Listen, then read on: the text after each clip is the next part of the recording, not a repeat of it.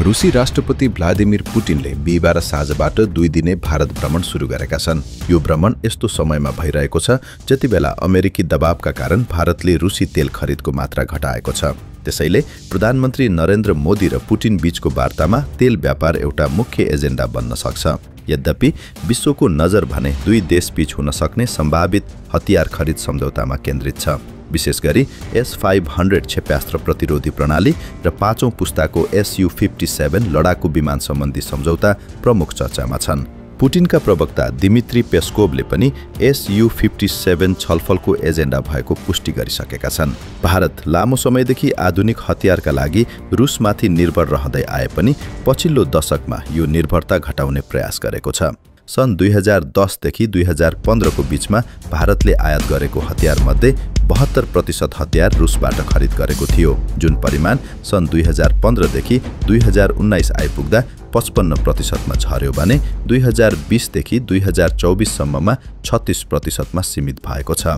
भारतले रणनीतिक रूपमा रुसमाथिको निर्भरता घटाएर पश्चिमा मुलुकसँग निकट बन्ने कोसिस गरेको थियो र सोही अनुसार अमेरिकाको इन्डो पेसिफिक रणनीति र क्वाडमा पनि सहभागी भई पश्चिमा मुलुकबाट हतियार खरिदको मात्रा बढाएको थियो। तर डोनाल्ड ट्रम्प दोस्रो पटक अमेरिकी राष्ट्रपति बनेसँगै दिल्ली वाशिंटन सम्बन्धमा दरार उत्पन्न भएको छ। एकातर्फ अपरेसन सिन्दुरका क्रममा ट्रम्पले भारतीय नीति विपरीत मध्यस्थता गरेको दाबी गर्नु र पाकिस्तानी सेना प्रमुखलाई व्हाइट हाउसमा निम्त्याउनुले भारतमा असन्तुष्टि बढाएको छ भने अर्कोतर्फ ट्रम्पको व्यापार युद्धमा भारत विश्वकै उच्च भन्सार महसुल बेहोर्ने मुलुक बन्न पुगेको छ।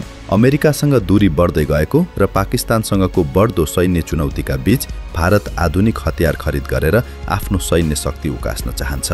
अपरेसन सिन्दुरका क्रममा पाकिस्तानले राफेल विमान खसालेको र उसले चीनबाट 5औं पुस्ताको J-35 लडाकु विमान किन्ने घोषणा गरेकाले पाकिस्तानसँग बराबरी गर्न पनि यतिबेला भारत 5औं पुस्ताको लडाकु विमान किन्नै पर्ने दबावमा छ। 5औं पुस्ताको लडाकु विमानका लागि रुस नै भारतका लागि सबैभन्दा सस्तो र उपयोगी स्रोत हो, किनभने रुसले प्रविधि हस्तान्तरण र भारतमै संयुक्त उत्पादनको प्रस्ताव स्वीकार गरिसकेको छ। यसका अतिरिक्त अपरेसन सिन्दुरका क्रममा S-400 क्षेप्यास्त्र प्रतिरोधी प्रणालीको सफलताबाट सन्तुष्ट भारतले यसको अझ आधुनिक संस्करण S-500 किन्न जोड दिनेछ। यद्यपि युक्रेनसँगको युद्धका कारण रुसले पर्याप्त मात्रामा हतियार उपलब्ध गराउन सक्नेमा विश्लेषकहरूले सन्देह व्यक्त गरेका छन्। मोदीले यसअघि खरिद गरिसकेको S-400 को बाँकी आपूर्ति छिटो गरिदिन पनि पुटिनसँग आग्रह गर्नेछन्। पुटिनका लागि भने तेल प्रमुख एजेन्डा हो। यतिबेला भारत विश्वको तेस्रो ठूलो कच्चा तेल खरिदकर्ता हो र पछिल्लो समय यसको ठूलो हिस्सा रुसबाट किनिरहेको छ। युक्रेन युद्ध अघि भारतले रुसबाट मात्र 2.5% कच्चा तेल किन्थ्यो, जुन युद्धपछि 35% पुगेको थियो। अमेरिकाले उच्च भन्सार महसुल लगाएपछि भारतले अहिले माग घटाएको छ, जुन पुटिन नघटोस् भन्ने चाहन्छन्। अर्कोतिर युक्रेन युद्धका कारण एक्लिएका पुटिनका लागि चीन भारत जस्ता देशसँगको सम्बन्ध भूराजनीति र कूटनीतिक प्रदर्शनका हिसाबले अत्यन्त महत्त्वपूर्ण छ। समग्रमा पुटिनको भ्रमण भन्दा मोदी र भारतका लागि यो भ्रमण ज्यादा महत्त्वपूर्ण देखिन्छ।